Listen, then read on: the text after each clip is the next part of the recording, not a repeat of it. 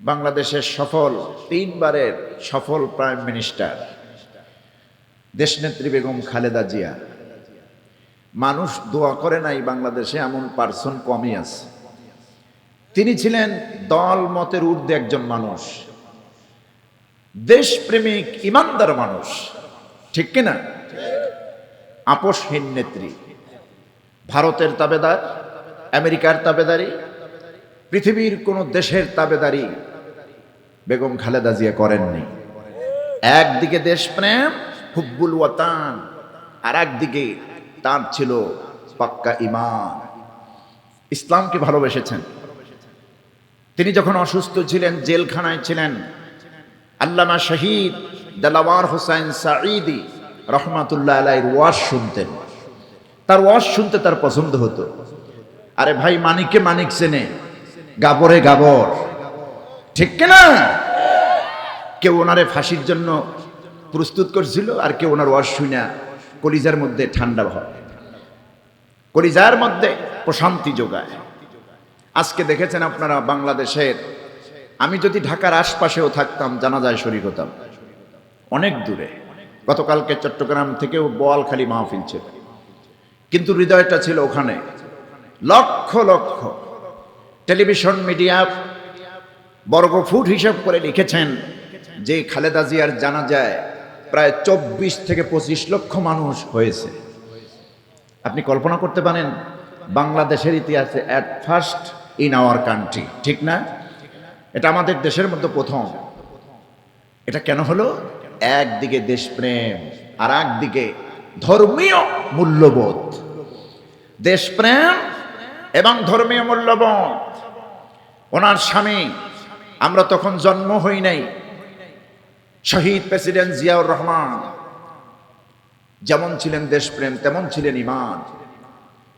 সৌদির কাবায়, বিশেষ করে আরাফার ময়দানের খুতবায় ওনার জন্য দোয়া করা হয়। উনি নিম গাছ লাগিয়েছেন আরাফার ময়দানে। ভালো মানুষকে তো ভালো বলতেই হবে, ঠিক কিনা? আপনি মানুষ ধরে ধরে, আলেমদের ধরে ধরে জেলখানায় ভরবেন, অন্যায়ভাবে ফাঁসি দিবেন, আপনার জন্য দোয়া করবে। দোয়া কি জামা টেনে হয় নাকি? দোয়া আসে ভিতর থেকে। দোয়া আসে কোত্থেকে? ভিতর থেকে দোয়া আসে। মসজিদে স্লিপ দিয়ে, চিরকুট দিয়ে বলবেন অমুকের জন্য দোয়া করেন, বেহেশতে পাঠাই দেন। আপনার বন্দুকের গুলির ভয় হয়তো বা দোয়া করলো খতিব সাহেব, ওই দোয়া আল্লাহর দরবারে কবুল হবে না। ভিতর থেকে যেই দোয়াটা আসে সেটা হচ্ছে আল্লাহর পক্ষ থেকে, ঠিক কিনা আমার বন্ধুগণ? সুতরাং আমি বলবো, কোথায় যান? এত বড় একজন সম্মানিত মানুষ, 3 বারের প্রধানমন্ত্রী, দুনিয়ায় থাকতে পারলেন না। পারলেন কি? অন্তিম শয্যা, জীবনের শেষ যাত্রা, কবরে তাকে যেতেই হলো। আমার বন্ধুগণ, এই দুনিয়াটা তো থাকার জায়গা নয়। এখান থেকে সবাইকে বিদায় নিতে হবে। আপনি আমি যা করি, ভালো করলেও আল্লাহর পক্ষ থেকে রেকর্ড হয়, মন্দ করলেও রেকর্ড হয়। বিশ্বাস হয়?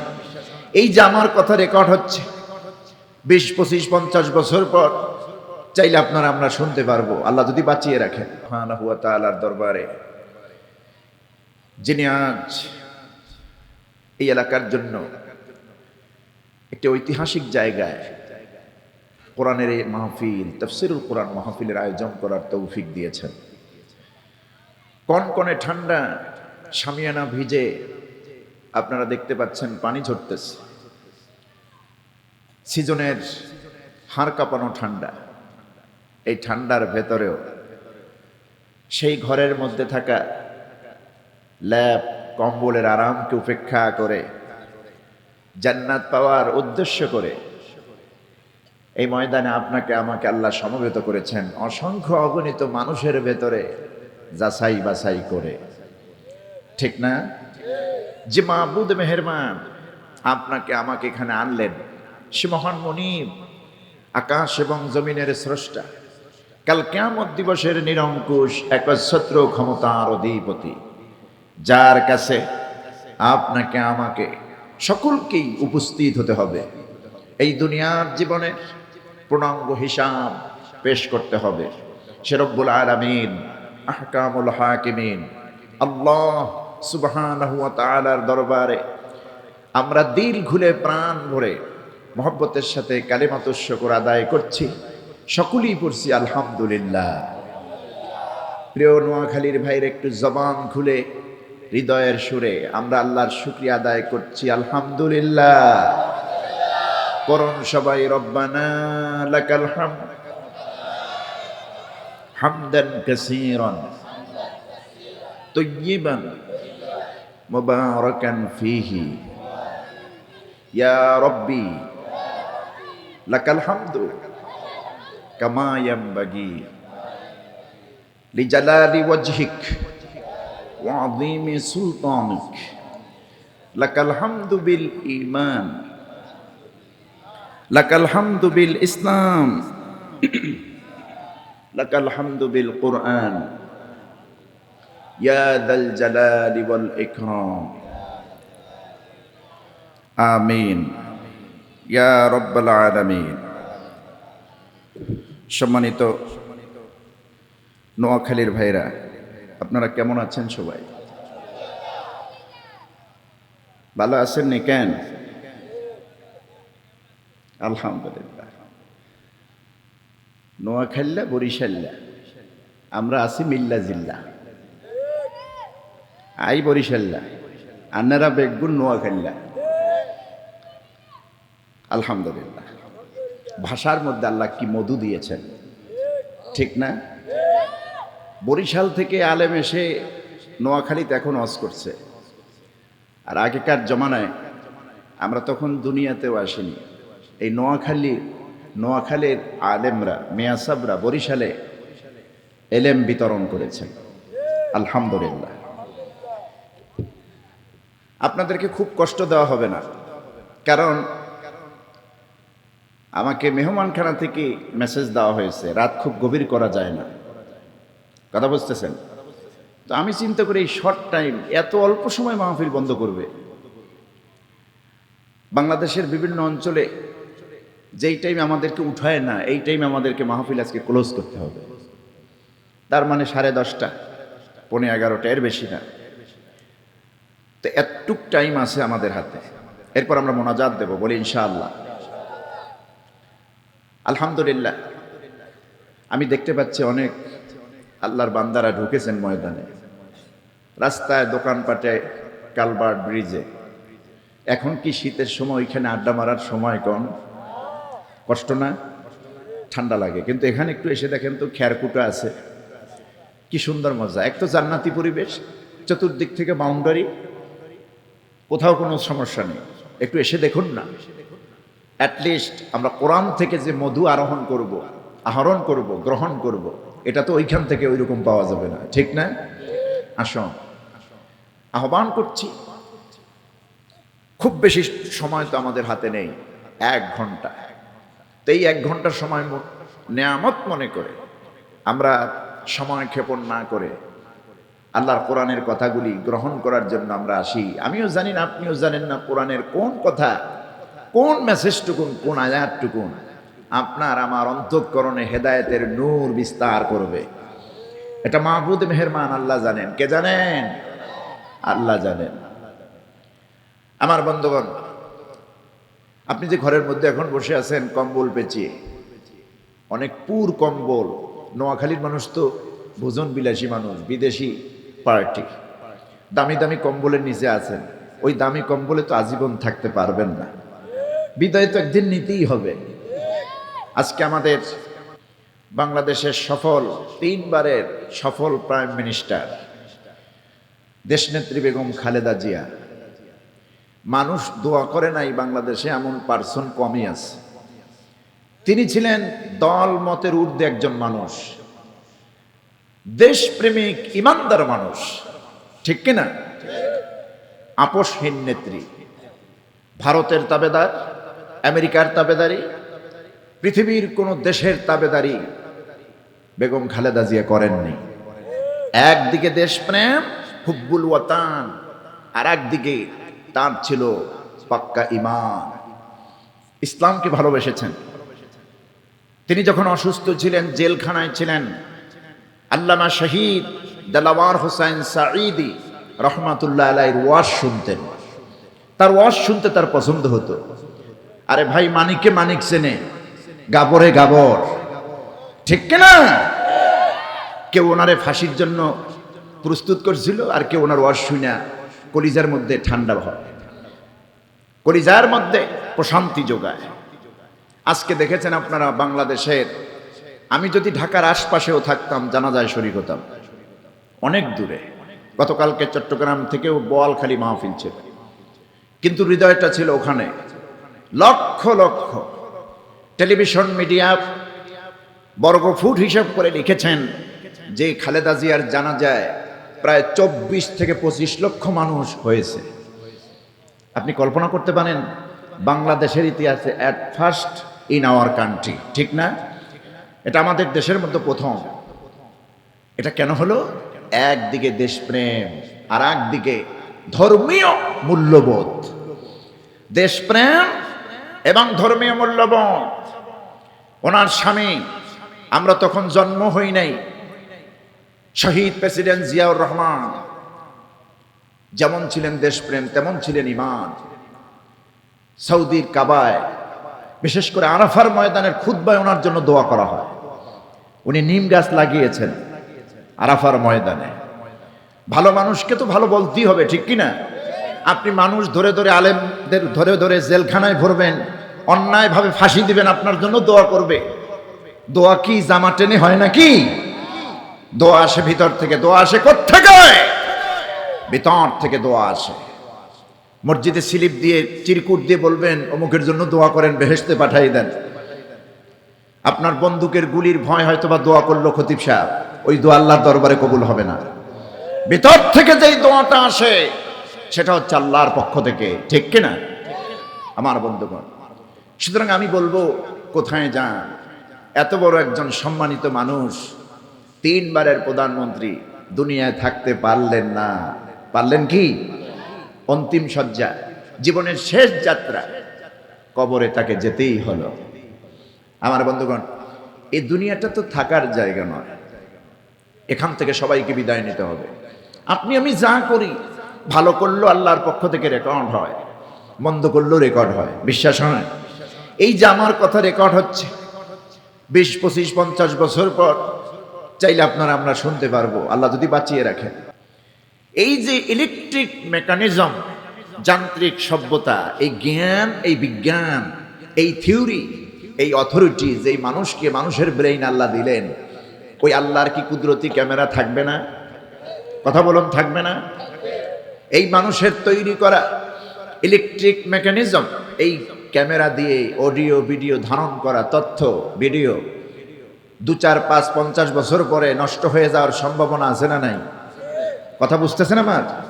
কিন্তু আল্লাহর ধারণ করা মানুষের সমস্ত তথ্য উপাত্ত, ডাটা, ইনফরমেশন, এগুলি নষ্ট হয়ে যাওয়ার সম্ভাবনা একেবারেই নাই, ঠিক না? আর আল্লাহ পাক বলছেন, আমি বান্দার প্রতিটি মুহূর্ত রেকর্ড করি আমার ফেরেশতাদের দ্বারা। কোথায় বসে আছেন, আড্ডা মারতেছেন, সময় ক্ষেপণ করছেন, বাড়ি থেকে মাহফিলের কথা বলে এসেছেন, মাহফিলে ঢুকলেন না, সব রেকর্ড হয়। কার ক্যামেরায়? আল্লাহ রাব্বুল আলামিন বলেন, মা ইয়ালফিযু মিন কাওলিন ইল্লা লাদাইহি রাকীবুন আতীদ। বান্দা এমন কোন কওল, এমন কোন বক্তব্য, এমন কোন বয়ান, এমন কোন অবস্থান তৈরি করে না, যে অবস্থান, যে মুহূর্ত, যেই বক্তব্য, যে আচরণগুলি আল্লাহর ফেরেশতারা রেকর্ড করে না, সব রেকর্ড হয়ে যায়। সব কি হয়?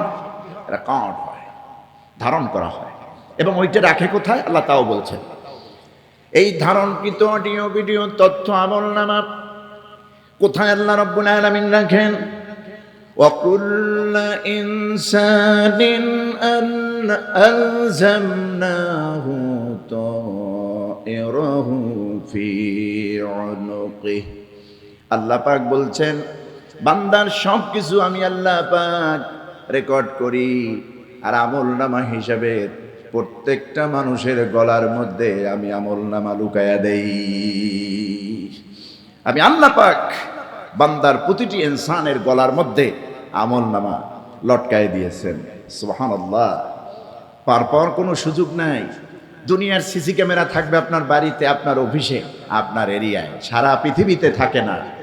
রাস্তাঘাট সব জায়গায় থাকে না, পুকুরে, খালে, নদীতে, নালায় থাকে কি না। কিন্তু দুনিয়ার এই সিসি ক্যামেরার আওতায় আপনি যদি ঢুকে পড়েন, কোন আপত্তিকর কাজ যদি ওখানে সংগঠিত হয়, কেউ যদি কোনো কিছু করে, চাইলে আপনি টাইমলি ডেটলি সব কিছু ওখান থেকে নিতে পারবেন, শুধুমাত্র ওই এরিয়ায় ঘটে পড়ে।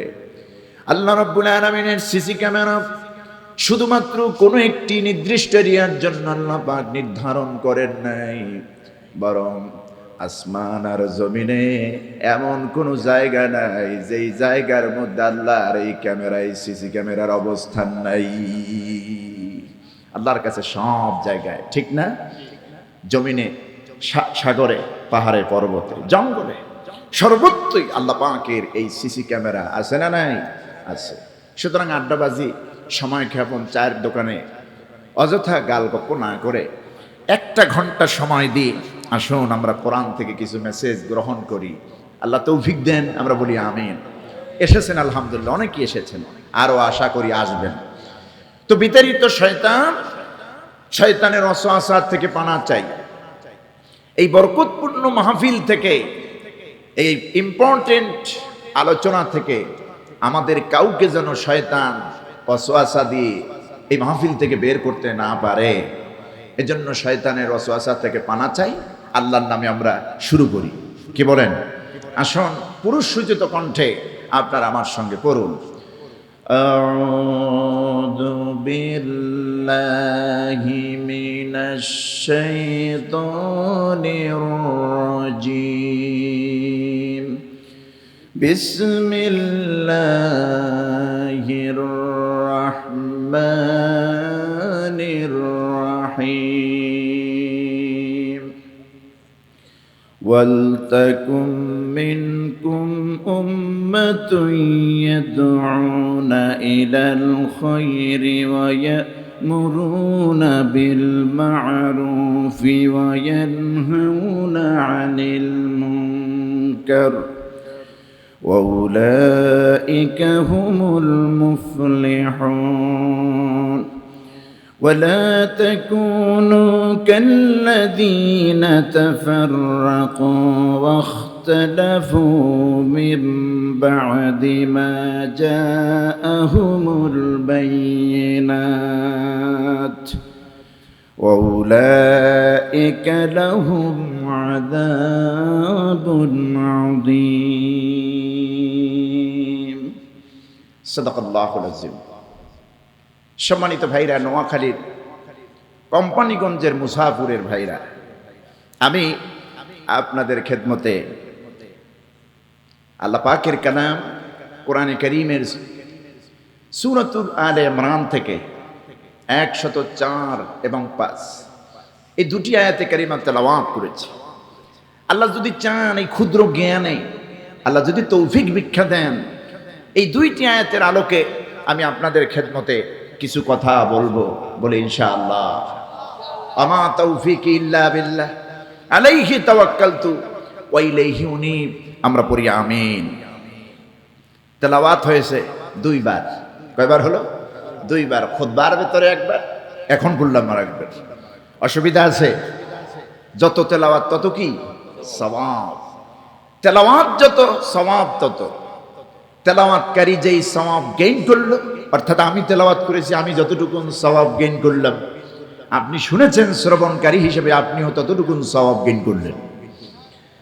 আল্লাহর হাবিব বলেন, মান ক্বারা হারফাম মিন কিতাবিল্লাহ, যেই মুমিন বান্দা আল্লাহর কিতাব থেকে, তার মানে কোরআনে কারীম থেকে একটি হরফ, একটি অক্ষর তেলাওয়াত করলো, আল্লাহর হাবিব বলেছেন ফালাহু হাসানা, তার জন্য আল্লাহ পাক নেকি রেখেছেন, সওয়াব রেখেছেন। এই নেকি আর সওয়াবের সর্বনিম্ন পরিমাণ আল্লাহর হাবিব বলেছেন ওয়াল হাসানাতু বিআশরি আমসালিহা, সর্বনিম্ন পরিমাণ 10। জোরে কোন সুবহানাল্লাহ। তো আপনি হিসাব করেন তো, কতগুলি হরফ পড়লাম, কতগুলি অক্ষর তেলাওয়াত করলাম। এ থাকে 10। রমজানে 70, ইলা সাবরে মিয়া, আল্লাহ ইচ্ছা করলে 700 গুণ পর্যন্ত বাড়ান, এর থেকেও বাড়ান। আল্লাহ কি কার্পণ্যতা করেন মুমিন বান্দার ক্ষেত্রে? করেন না। আল্লাহ ইচ্ছা করলে দিয়ে দেন, শুধু বান্দার আমল নামায় সওয়াব আর সওয়াব। আসুন সূরা আলে ইমরানের 104 এবং 5 এই দুইটি আয়াতে কারিমা আমি আপনাদের খেদমতে তেলাওয়াত করেছি। তাফসীরের মূল নিয়ম হচ্ছে, কাইফিয়াত হচ্ছে আগে তরজমা, তেলাওয়াতের পর তরজমা, তারপরে ব্যাখ্যা। আসুন তেলাওয়াত হয়েছে, এখন তরজমা। আল্লাহ পাক বলছেন ওয়ালতাকুম মিনকুম উম্মাহ, তোমাদের মধ্যে একটি উম্মাহ, তোমাদের মধ্যে একটি দল, একটি সংগঠন, একটি কাফেলা হতে হবে, থাকতে হবে। যেই কাফেলা, যেই দল, যেই সংগঠন ইয়াদউনা ইলাল খায়র, মানুষকে কল্যাণের পথে, মঙ্গলের পথে আহ্বান করবে, ডাকবে। আর ওয়ায়ামুরুনা বিল মারুফ, সৎ কাজের আদেশ করবে। ওয়ায়ানহাউনা আনিল মুনকার, অসৎ কাজ থেকে মানুষকে ফিরাবে। ওয়াউলাইকা হুমুল মুফলিহুন, আল্লাহ পাক বলছেন এরাই হলো আসল সফল কাম। সুবহানাল্লাহ। ওয়ালা তাকুনু কাল্লাযীনা তাফাররাকু, এরপর আল্লাহ বলছেন তোমরা তাদের মতো হইও না যারা এই পৃথিবীতে ছিন্ন বিচ্ছিন্ন হয়েছে, আলাদা হয়ে গিয়েছে। এই বিচ্ছিন্নবাদীদের মতো তোমরা হইও না, দলবদ্ধভাবে থাকো। অখতালাফু মিন বাদি মা জাআহুমুল বায়্যিনাত, শুধু ওরা বিচ্ছিন্নই হয় নাই, বরং নানান ধরনের ইখতিলাফ তৈরি করেছে, মতনৈক্য সৃষ্টি করেছে সত্য আসার পরেও। এই ইখতিলাফ আর মতনৈক্য সৃষ্টি যারা করেছে, ইসলামের ঐক্যবদ্ধ উম্মতের মধ্যে যারা ফাটল ধরার চেষ্টা করেছে, আল্লাহ পাক বলছেন উলাইকা লাহুম আযাবুন আযীম, ওই সব সম্প্রদায়ের জন্য আল্লাহ পাক রেখে দিয়েছেন যন্ত্রণাদায়ক আযাব, মহা আযাব। নাউযুবিল্লাহ। আযাবুন আযীম মানে মহা আযাব, বিশাল শাস্তি তাদের জন্য রেখে দেওয়া হয়েছে যারা নিজেরা আলাদা হয় এবং উম্মার মধ্যে অনৈক্য সৃষ্টি করে, ফাটল সৃষ্টি করে। কথা বুঝতেছেন? এ হলো সরল তরজমা। এবার আসুন ব্যাখ্যা। এই আল্লাহ পাক এই আয়াতে কারিমা দুটি দিয়ে আমাদেরকে কি মেসেজ দিলেন? মেসেজ দিচ্ছেন এই যে ঐক্যবদ্ধভাবে গোটা মুসলিম উম্মার ভেতরে একটি কাফেলা, একটি সংগঠন, একটি দল থাকবেই কিয়ামত পর্যন্ত। যেই দল আর সংগঠনের কাজ হলো উম্মাকে, মানুষকে কল্যাণের পথ দেখানো। এই জন্য আল্লাহ রাব্বুল আলামিন কোরআনে হাকিমের ভেতরে সুস্পষ্ট জানায় দিয়েছেন ওয়ালতাকুম মিনকুম উম্মাতুন ইয়াদউনা ইলাল খায়র ওয়া ইয়া'মুরুনা বিল মা'রুফ ওয়া ইয়ানহাউনা আনিল মুনকার ওয়াউলাইকা হুমুল মুফলিহুন। আল্লাহ পাক বলছেন ওয়ালতাকুম মিনকুম উম্মাহ, আমি আল্লাহ রাব্বুল আলামিন চয়েস করলাম, তোমাদের জন্য নির্ধারণ করলাম, তোমাদের জন্য বলে দিলাম, তোমাদের ভেতরে একটা দল, উম্মতের মধ্যে এমন একটি দল, এমন একটি সংগঠন, এমন একটি কাফেলা তোমাদের ভিতরে থাকবে ইয়াদউনা ইলাল খায়র, যারা মানুষকে কল্যাণের পথে আহ্বান করবে, কল্যাণের দিকে ডাকবে। তাফসীরের কিতাবে এসেছে ইয়াদউনা ইলাল খায়র আই ইয়াদউনা ইলা সিরাতিল মুস্তাকিম আই ইয়াদউনা ইলাল জান্নাহ। কান সুবহানাল্লাহ। যেই দল, যেই কাফেলা, যেই সংগঠনটির মেইন দায়িত্ব হলো, মূল কাজ হলো মানুষকে ঘোর অন্ধকার থেকে বের করা, অজ্ঞতা থেকে বের করে আলোর পথ দেখিয়ে দেওয়া। যেমন এই কোরআন আল্লাহ পাক নাজিল করার উদ্দেশ্য কিন্তু আল্লাহ কোরআনের মধ্যে বলে দিয়েছেন। কোরআন কেন নাজিল করলাম শোনো। যখন নাকি আল্লাহ রাব্বুল আলামিন এই কোরআনে কারীম যেমন একটি পিরিয়ড আল্লাহ নাজিল করলেন, সেই পিরিয়ডটা হলো এমন অন্ধকারাচ্ছন্ন যুগ, যেই যুগটাকে আয়ামে জাহালিয়াত বলা হয়, ঘোর অন্ধকারাচ্ছন্ন যুগ। সত্য চিনত না। সত্য হচ্ছে ইসলাম, সত্য হচ্ছে আল্লাহ, সত্য হচ্ছে রসুল, সত্য হচ্ছে পরকাল, এটা তারা বুঝতো না। এই জন্য আল্লাহ রাব্বুল আলামিন কোরআন নাজিল করে, এই কোরআনের বিধান দিয়া আল্লাহ পাক বলছেন, কোরআন নাজিল কেন করলাম? লিতুখরিজান নাসা মিনাদ-দুলুমাতি ইলান-নূর, যাতে করে এই কোরআন দিয়ে আপনি মানুষ দিগকে অন্ধকার থেকে বের করে আলোর পথ দেখাতে পারেন। তার মানে অন্ধকারে নিমজ্জিত জাতি মক্কার কুরাইশ কাফেরেরা, কুরাইশ সম্প্রদায়কে আপনি অন্ধকার থেকে বের করে আলোর পথ যেন দেখাতে পারেন, এই জন্য আমি কোরআন নাজিল করেছি। কোন সুবহানাল্লাহ। তো এটা তো নবীর দায়িত্ব। আর আমাদের দায়িত্ব কি? আল্লাহ বলছেন, ওয়ালতাকুম মিনকুম উম্মাহ, তোমাদের মধ্যে একটি দল, একটি জাতি, একটি দল, একটি সংগঠন, একটি কাফেলা থাকবেই, থাকতেই হবে। যেই সংগঠন আর কাফেলাটির কাজ হলো মানুষকে কল্যাণের দিকে আহ্বান করা, মানুষকে কল্যাণের দিকে ডাকা। এখন আমি আপনাদেরকে বলবো, বাংলাদেশে শুরু থেকে এই পর্যন্ত, আজ পর্যন্ত আলহামদুলিল্লাহ এই জাতীয় সংগঠন আছে না নাই? আছে না? সংগঠন আছে। যেই মানুষগুলির কাজ দুনিয়া কামানো নয়, দুনিয়ায় ফ্যাসিলিটি গ্রহণ করা নয়, আখিরাতের কল্যাণে, আখিরাতের প্রাপ্তির জন্য সর্বস্ব যারা বিলীন করে এই জমিনে। এখন আপনি পরিমাপ করুন, নাম কি নেওয়া লাগবে? ওই দলের নাম কি?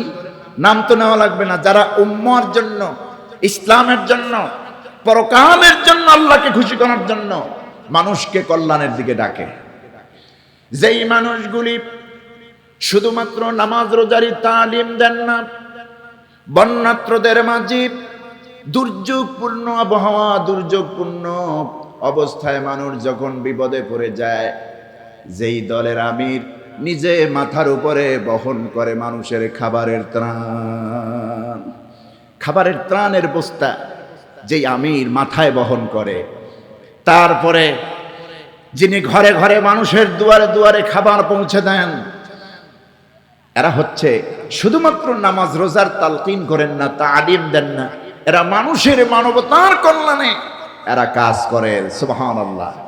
আর আল্লাহ বলছেন, ওয়ালতাকুম মিনকুম উম্মাহ, তোমাদের মধ্যে এরকম একটা দল, এরকম একটি সংগঠন, এরকম একটি কাফেলা থাকবেই, থাকতেই হবে।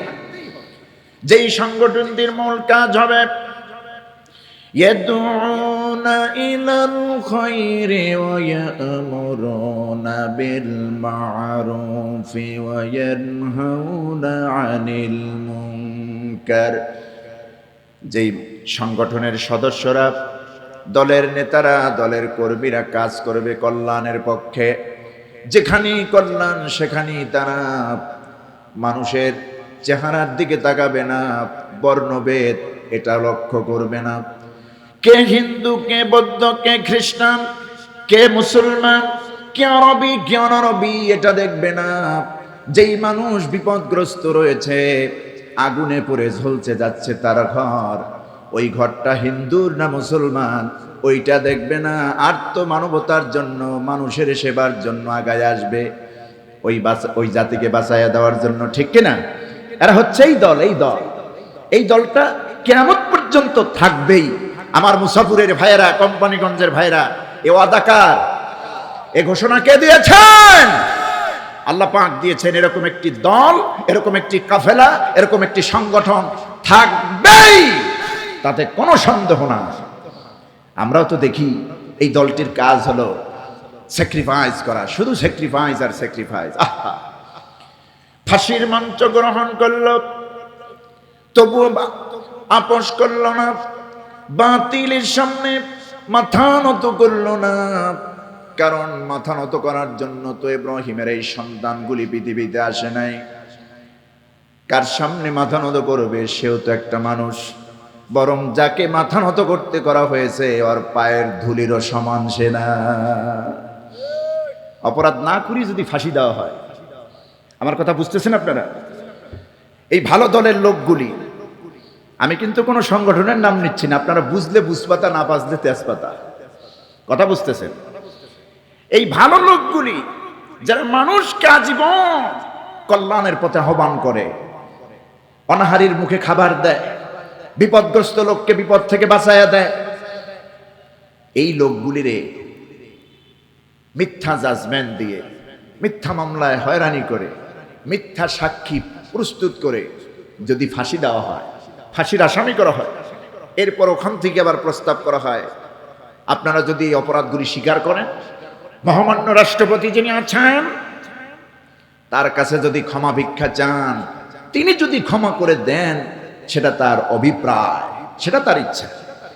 আমার বন্ধুগণ, ইসলামী আন্দোলনের সিপাহ সালার যারা, তারা তো ইব্রাহিমের সন্তান, তারা কার সামনে মাথা নত করবেন? তারা তো ওই সব রাষ্ট্রপতি প্রেসিডেন্টের সামনে মাথা নত করতে পারেন না। কারণ রাষ্ট্রপতি যিনি, প্রেসিডেন্ট যিনি, ঠিক মতো পেশাব করে তো পানিই নেয় না, নামাজ নাই, গোসল নাই, ওযু নাই, আল্লাহ পরকালের চিন্তা নাই। একজন বেনামাজির সামনে একজন ধর্মীয় নেতা, মানুষের কল্যাণে যিনি আহ্বান করেন, সারা জীবন যিনি উৎসর্গ করেন, এই মানুষটা মাথা নত করে দিবে? এটা কি শোভা পায়? না, অপরাধ করেই তো নাই, শোভা পাবে কি?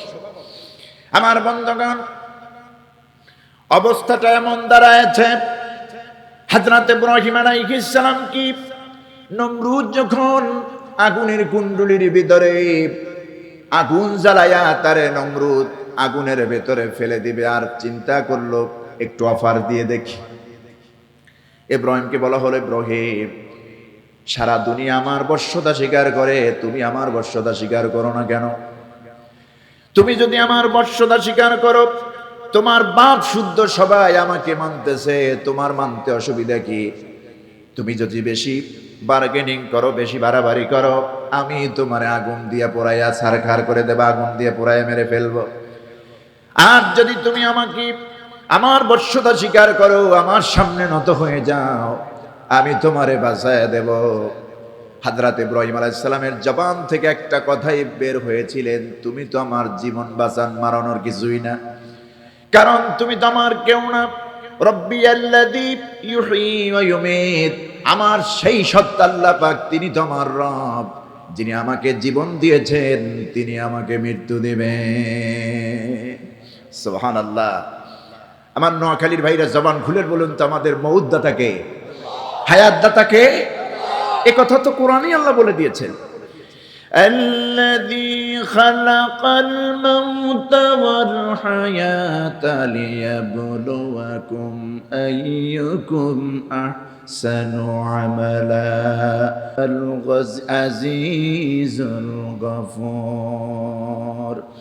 আল্লাহ রাব্বুল আলামিন বলেন, তিনি তো সেই সত্তা আল্লাহ পাক, যিনি মউতকে সৃষ্টি করেছেন, হায়াতকে সৃষ্টি করেছেন। তার মানে বান্দার আগে, এই বান্দাকে পৃথিবীতে পাঠানোর আগে মউত আর হায়াত আল্লাহই সৃষ্টি করলেন। কে সৃষ্টি করলেন? আল্লাহ পাক।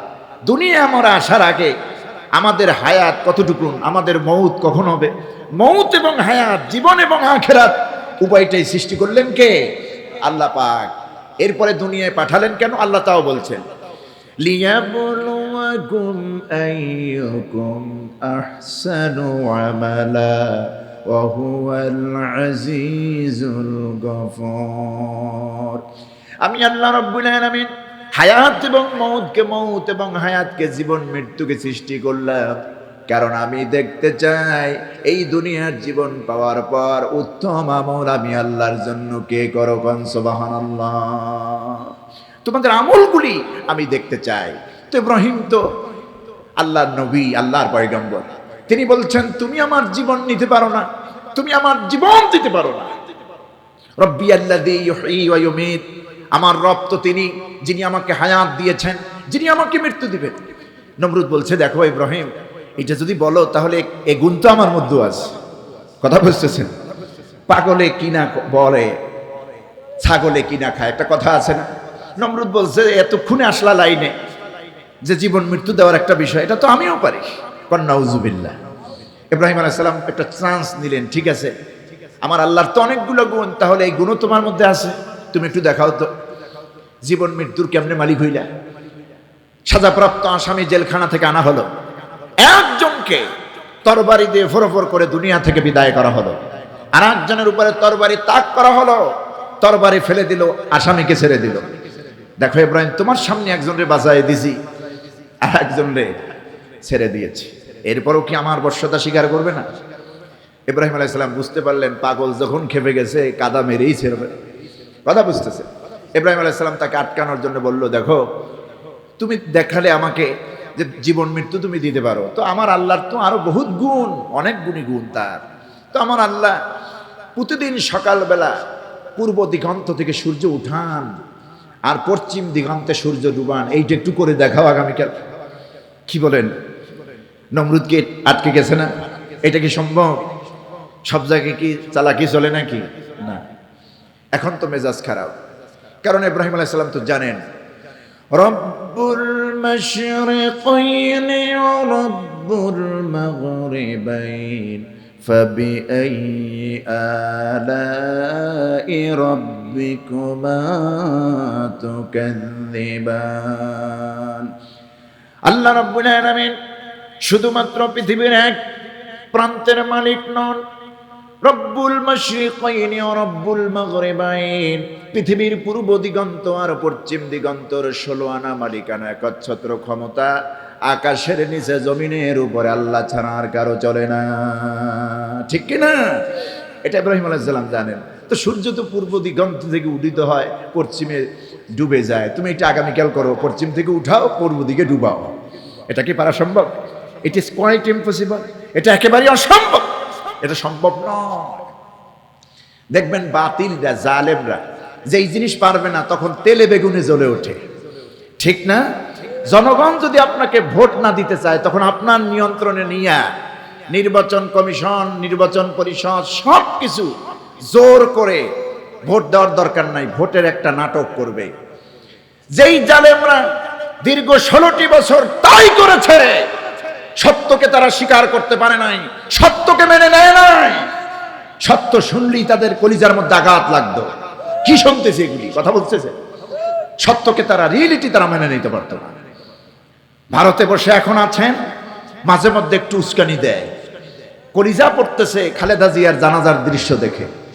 উপায় নাই, তোমার কলিজা পুড়ে মরতে হবে, জিল্লতির মউত হবে তোমার। হাজার আলেমকে তুমি মেরেছো, শাহাদাত দিয়েছো তুমি। আল্লামা সাঈদী রহমাতুল্লাহ আলাইহির মতো মানুষ, এক ফোঁটা পায়ের ধুলির সমান না তোমার। তুমি কি করেছো? ভারতের পরামর্শে আমার কোরআনের পাখিটাকে তুমি শেষ পর্যন্ত বিদায় করে দিয়েছো। তুমি জিতো নাই, তুমি চরম ভাবে ঠকেছো, দুনিয়ায় ঠকেছো, আখিরাতেও ঠকেছো। কোরআনের পাখি সারা জীবনের তামান্না ছিল শাহীদি তামান্না, ঠিক কিনা? শহীদের তামান্না। তিনি শহীদ হয়ে গেলেন। সারা পৃথিবীতে, শুধু বাংলাদেশে না, সারা বিশ্ব জুড়ে তা গায়েবানা জানাজা হয়েছে। কয়জন মানুষের ভাগ্যে এটা হলো? আমার বন্ধুগণ, জালেমরা সত্যকে মেনে নিতে পারে না। জালেমদের সবচেয়ে বড় দুশ্মন হচ্ছে সত্য এবং সত্যের পক্ষে থাকা লড়াকু সৈনিক। এদেরকে সহ্য করতে পারে না। বেকাতারা কথা বলে, মাতাল মাতাল কথা বলে। নমরুদ বলছে, বেটা ইব্রাহিম, এতক্ষণ কিন্তু তোমার সব সহ্য করেছি, এখন উল্টা সিধা কথা বলো না। তোমার বুঝতে পেরেছি তোমার এই শাস্তি না দিলে আর কোনো উপায় নাই। ইব্রাহিম আলাইহিস সালাম বললেন, যদি শাস্তি তোমার দিতেই হয় দিয়ে দেখো না, তোমার কাছে তো আমি মাথা নত করতে পারবো না, কারণ আমার মাথা নত করার জায়গা কে? কথা বলুন, কে? আমি তো সেই আগের থেকেই জেনে নিয়েছি, মাথা নত করে দিয়েছি। ইন্নী ওয়াজ্জাহতু ওয়াজহিয়া লিল্লাযী ফাতারাস সামাওয়াতি ওয়াল আরদা হানিফা ওয়ামা আনা মিনাল মুশরিকিন। আমরা নামাজের ভেতরে, নামাজের মুসাল্লা নিয়ে, যায় নামাজ নিয়ে সর্বপ্রথম দাঁড়াইয়া যেই দোয়াটি করি, কি পড়তেছি নামাজের ভিতরে একটু খেয়াল করুন। এটা ছিল ইব্রাহিম আলাইহিস সালামের দোয়া।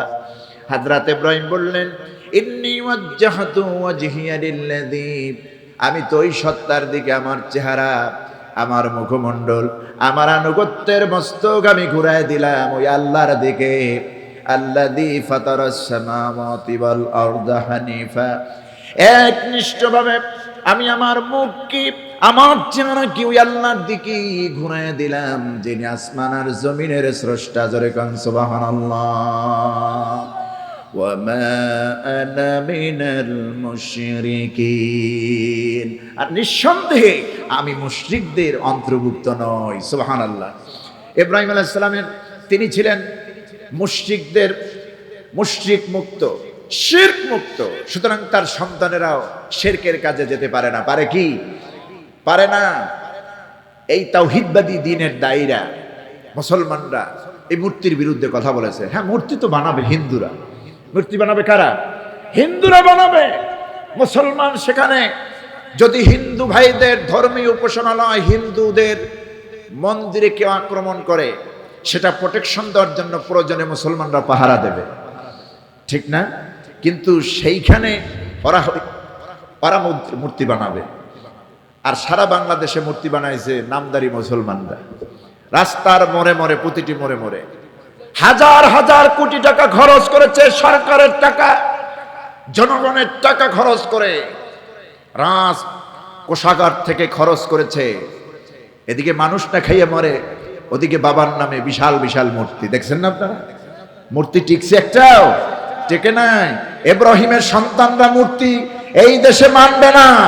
আগামীর বাংলাদেশেও যারা মূর্তি বানাতে আসবে, বঙ্গোপসাগরে তাদেরকে নিক্ষেপ করা হবে ইনশাআল্লাহ। আমার বন্ধুগণ, মূর্তি মুক্ত সমাজ আমরা চাই, মুসলিম সমাজ, ঠিক কিনা? রাসূল পাক সাল্লাল্লাহু আলাইহি ওয়াসাল্লাম ফাতহে মক্কায় যখন কাবা ঘরে ঢুকলেন, মক্কা বিজয়, দেখুন মক্কা বিজয় করতে কিন্তু রাসূলুল্লাহর যুদ্ধ করা লাগে নাই। লাগছে কি? অষ্টম হিজরিতে। আহা, 2 বছর আগে হিজরির ষষ্ঠ হিজরিতে রাসূল যখন মক্কা থেকে মদিনায় ঢুকবেন, শুধুমাত্র কাবাঘর তাওয়াফ ওমরা করার নিয়তে 1500 সাহাবী নিয়ে, মক্কার কাফেররা বলল নো এন্ট্রি, কোনো পারমিশন নাই। রাসূল সাল্লাল্লাহু আলাইহি ওয়াসাল্লাম শুধুমাত্র ওমরা করার জন্য আসলেন, পারমিশন দেওয়া হলো না। এর 2 বছর পরই আমার রাসূলকে আল্লাহ পাক বিজয়ের বেশে মক্কা তার হাতে তুলে দিলেন। একজন দুইজন না, 10,000 সাহাবী। কয় হাজার?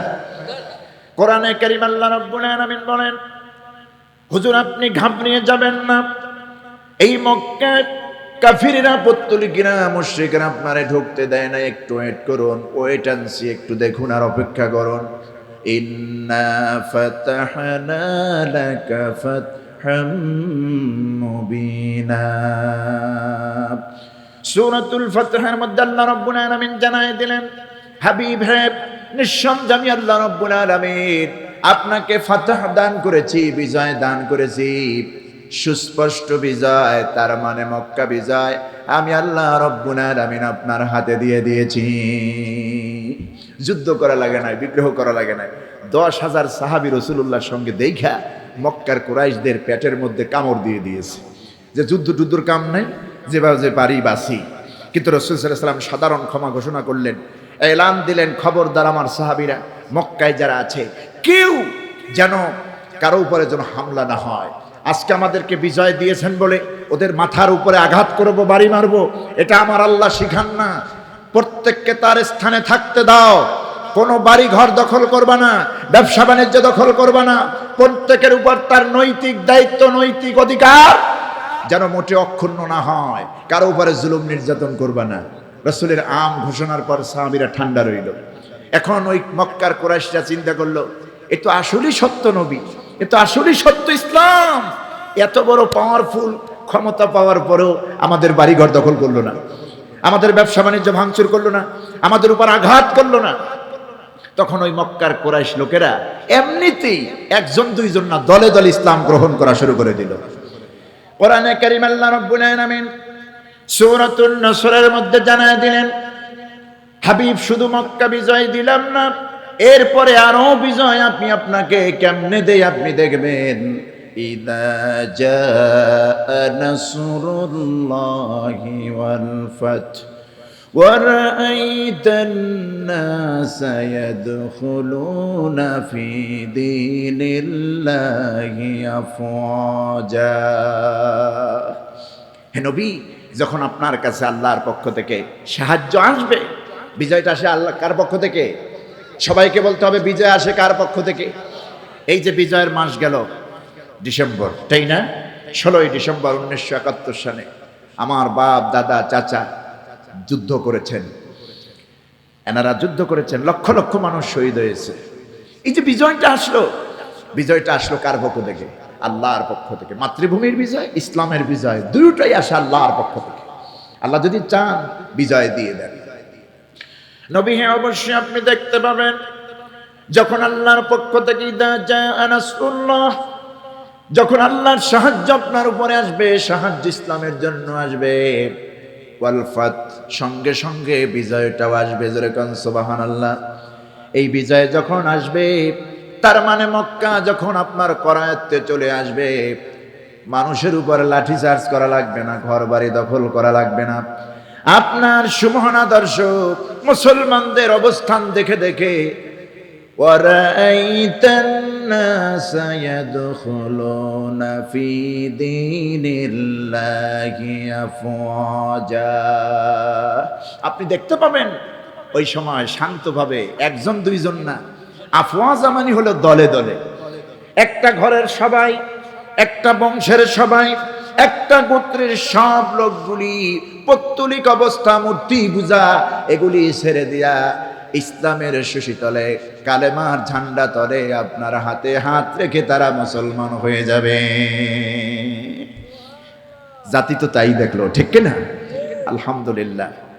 বাংলাদেশে ইসলামী আন্দোলন কোরআনের জন্য, আল্লাহর জন্য, আল্লাহর দ্বীনের ইমারতটা কায়েমের জন্য যারা শহীদ হলেন, রক্ত দিলেন, জীবন দিলেন, ওনারা দিয়ে গেছেন।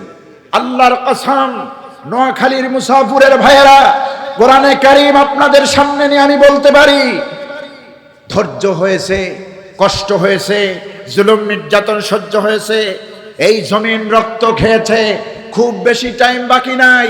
ওই ধৈর্যের ফসল এখন আমাদের ঘরে তোলার সময় এসেছে, ঠিক কিনা?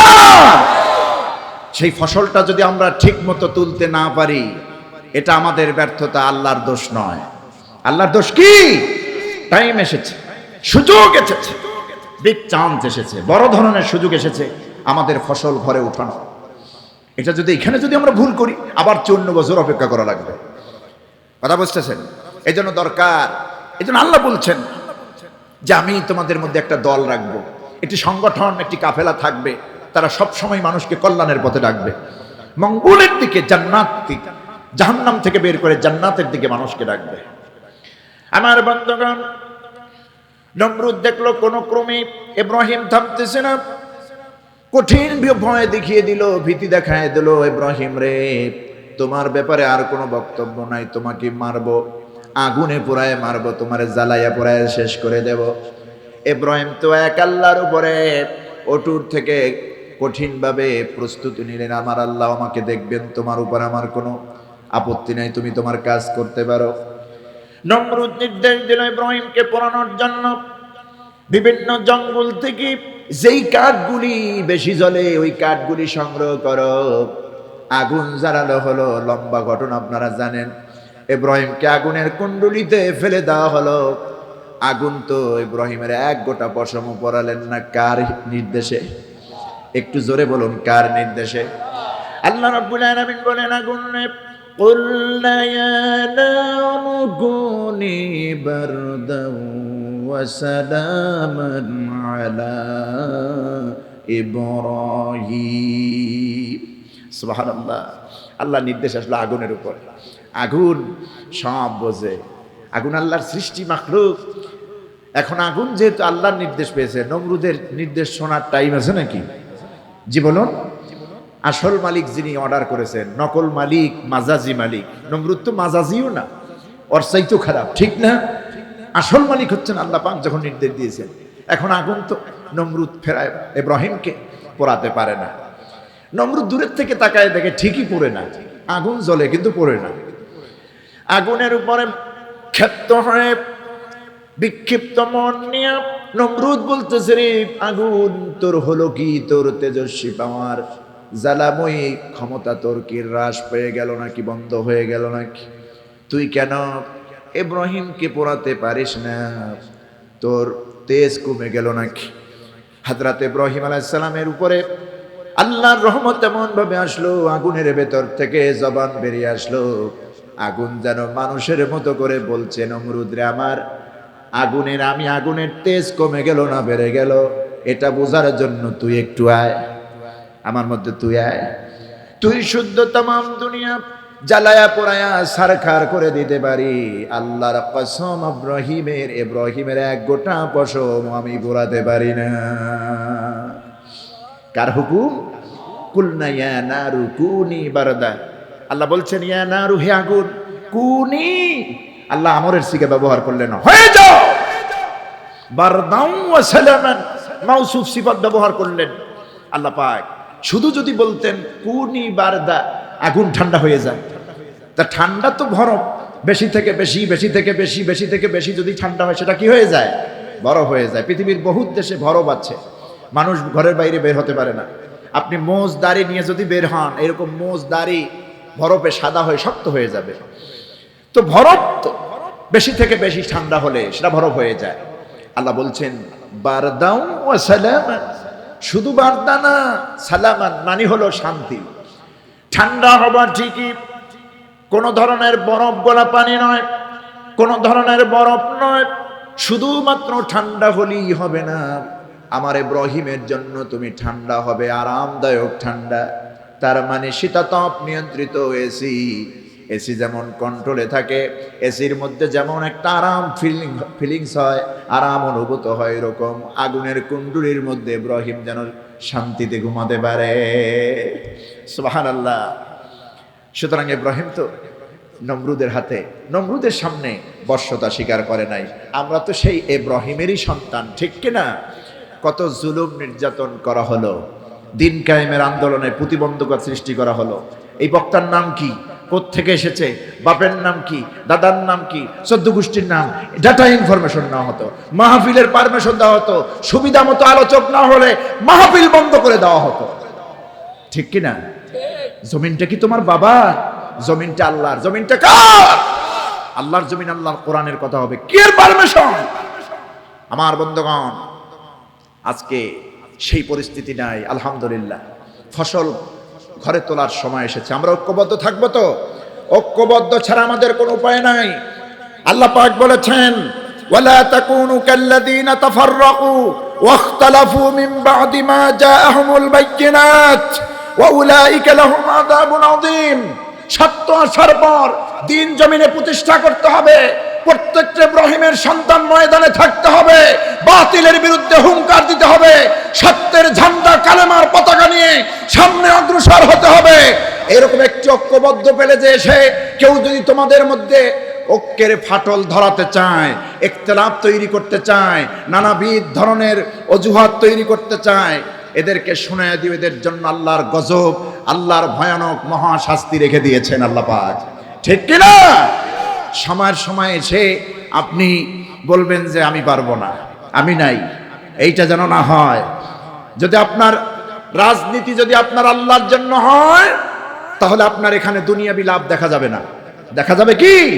দেখা যাবে না। ঐক্যবদ্ধভাবে ইসলামের স্বার্থে, ইসলামের পক্ষে, আল্লাহর জন্য কাজ করতে হবে। আমার বন্ধুগণ, ওই সব নেতাদের থেকে আমাদের শিক্ষা নিতে হবে, যেই সব নেতারা ইসলামী আন্দোলনের সিপাহসালাররা জীবন দিয়ে গেলেন, ইমানদার নাই, মাথা নত করেন নাই। আমার ভাইরা, যে বয়সে ওনাদেরকে দুনিয়া থেকে বিদায় করা হলো, শহীদ করা হলো, সারা জীবন তো দ্বীনের খেদমতের আঞ্জাম দিয়েছেন, দিন কায়েমের আন্দোলন করেই গেলেন। ওই বয়সটা অন্তত একটু রিল্যাক্সে থাকার দরকার। ওনারা তো চাইতে পারতেন যে আমরা এখন এই 5-10 বছর যা বাঁচি, এখন একটু নাতি নাত কুদ্দিন নিয়ে বাঁচি, একটু ঘরের মধ্যে বউ বাচ্চাদের নিয়ে বাঁচি। পারতেন না? পারতেন। এই প্রস্তাব দেওয়া হয়েছিল, আপনি ঘরের মধ্যে থাকেন, মসজিদ মাদ্রাসা নিয়ে থাকেন, বিশাল খানকা তৈরি করে, আমরা সাপোর্ট করব, মুরিদ মতে কান দিয়ে ভরায় দেব আপনার দরবার। কথা বুঝতেছেন? ইসলামী আন্দোলনের দরকার নেই, ইসলামী রাজনীতি করার দরকার নেই, আপনি ঘরের মধ্যে থাকেন, কোনো অসুবিধা হবে না। এই প্রপোজ মেনে নিয়েছেন না? এমনকি শহীদ আল্লামা দেলাওয়ার হোসেন সাঈদী রহমতুল্লাহ আলাইহি 2010 সালের জুন মাসে গ্রেপ্তার হয়েছিলেন। তার আগে তিনি উমরা করতে গিয়েছিলেন। মক্কার লোকেরা বললেন, হুজুর আপনি বাংলাদেশে যাবেন না, আপনার বিরুদ্ধে মিথ্যা মামলা হবে, আপনাকে হ্যাস্ত করবে, দরকার কি আপনার এই পরিণত বয়স, আপনার যা করার ইসলামের জন্য তো বহুত কিছু করলেন, 50টা বছর কোরআনের তাফসির করলেন, ইসলামী আন্দোলনের জন্য বহুতবার জেল খাটলেন, তো হয়ে গেছে, এখন আপনি শান্তিতে একটু থাকুন। আল্লামা সাইদি বললেন, আমি তো চোর নই, আমি তো গুন্ডা নই, আমি তো মানুষ হত্যাকারী নই, আমি তো ধর্ষক নই। ওরা যদি মিথ্যা মামলা দিয়ে আমারে আটকায়, ফাঁসি দেয়, ওটা তো আমার সারা জীবনের তামান্না, শাহাদাতের মউত, এর থেকে তোমরা আমারে ফিরাইয়ে রেখো না। সুবহানাল্লাহ। প্রত্যেকটা দিনের মুজাহিদ বাতিলের সামনে মাথা নত করে নাই, পরিবারের মায়া ছেড়েছেন, স্ত্রীর মায়া ছেড়েছেন, সন্তানের মায়া ছেড়েছেন, এমনকি নিজের জীবনটা পর্যন্ত আল্লাহর সান্নিধ্যে জীবনটা পর্যন্ত দিয়েছেন, শাহাদাতের নাজরানা পেশ করেছেন, এক সেকেন্ডের জন্য বাতিলের সামনে আপোষ করেন নাই। ও আমার নোয়াখালীর মুসাফিরের ভাইরা, আমরা ওই কাফেলা, ওই দলের সঙ্গে আছি কি নাই? ইসলামী আন্দোলনের পক্ষে আমরা আছি না নাই? দিন কায়েমের প্রয়োজন কি জমিনে আছে? দিন যদি কায়েম হয়, কোরআনের হুকুমত যদি কায়েম হয়, শুধু বিসমিল্লাহর কোরআন তেলাওয়াত দিয়েই সংসদ চলবে। ওই সংসদে মদ, জুয়া, গুম, খুন, হত্যা, ধর্ষণ, জেনা, ব্যভিচার সব চলমান থাকবে, আর শুরুটা হবে কোরআনের তেলাওয়াত দিয়া। এই ধরনের নীতি আমরা চাই না। তেলাওয়াত হবে যেই কোরআন দিয়া, সংসদ চলবে সেই কোরআন দিয়া।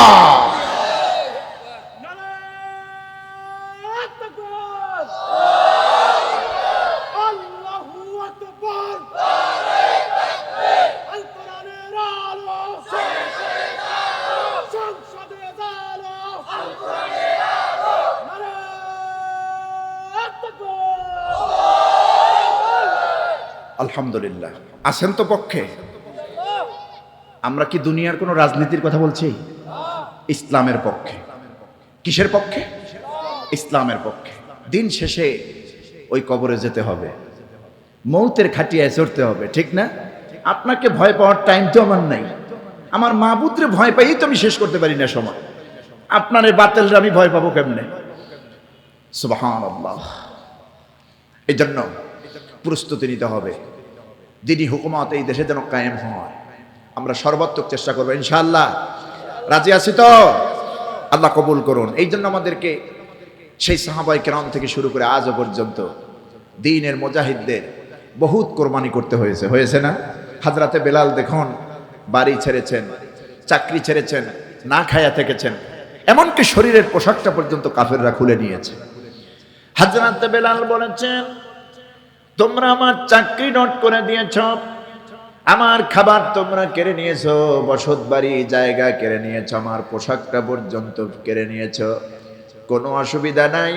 সত্য যখন পেয়ে গেছি, সত্য হলো আল্লাহ, সত্য হলো রসুল, সত্য হলো ইসলাম, সত্য হলো আখিরাত, এই সত্য যখন একবার পেয়ে গেছি, ওই আল্লাহ পাক রব্বুল আলামিনের উপরে এতটা তাওয়াক্কুল করি যেই সব কিছু আমার থেকে তোমরা কেড়ে নিয়েছো, ওই সবগুলির থেকে বেশি আল্লাহ রব্বুল আলামিন আমারে দিয়ে দিবে। সুবহানাল্লাহ। হযরতে বেলালের পা থেকে মাথা পর্যন্ত পুরোটাই যেন ঈমান, পুরোটাই যেন কলিজা আল্লাহর পক্ষ থেকে। হাফসি গোলাম কুচকুচে কালো, পা থেকে মাথা পর্যন্ত সব কালো, শুধুমাত্র হাসি দিলে দাঁতগুলি সাদা দেখা যেত।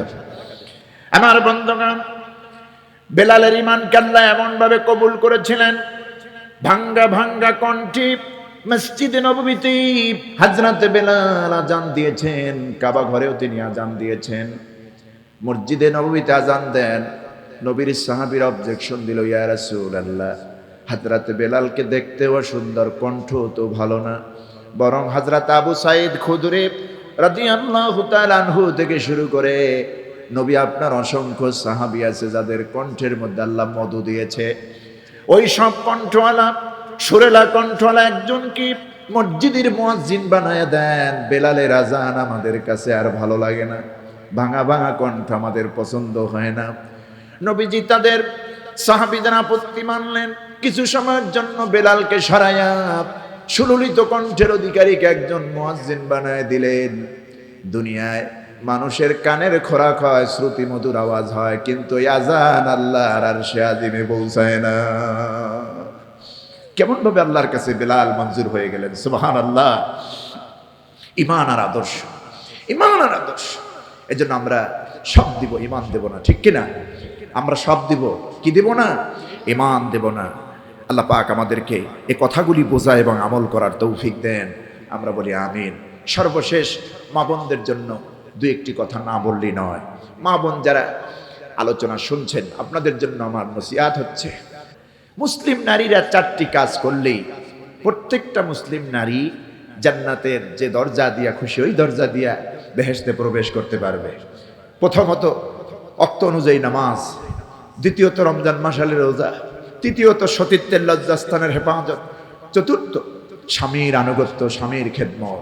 আমার মা বোনরা এই প্রথম 3টা কম বেশি ভালোই আদায় করে, শেষেরটা একটু ভেজাল হয়, ঠিক না? স্বামীর আনুগত্য। আমার মা বোনরা প্রথম 3টা যদি ত্রুটি হয়, এগুলি আল্লাহ মাফ করে দিবেন, কিন্তু শেষেরটা যদি ত্রুটি হয়, এটা বান্দার হক, হক্কুল ইবাদ, স্বামীর হক। স্বামী যতক্ষণ না মাফ করবেন, আপনি রাহিমাহুল্লাহ দেখুন, আজকে প্রায় মাসের কাছাকাছি হয়ে গেল, বিচার নাই। কথা বুঝতেছেন? ফাইলের উপর ফাইল থাকবে, বিচার হবে না। এদেশে ইস্যুর উপরে ইস্যু আসে, কিন্তু আসল কোনো কাহিনী হয় না, আসল কোনো বিচার হয় না, ঠিক না? কিন্তু কোরআনের একটা আয়াত যদি বাস্তবায়ন হয়, দেখবেন আলহামদুলিল্লাহ সবাই শান্তি পাবে, সবাই তার ন্যায্য অধিকার ফিরে পাবে। আল্লাহ আমাদেরকে কথাগুলি বোঝা এবং আমল করার তৌফিক দেন। ভাই মোনাজাত দিয়ে দেবো। জি ইনশাআল্লাহ।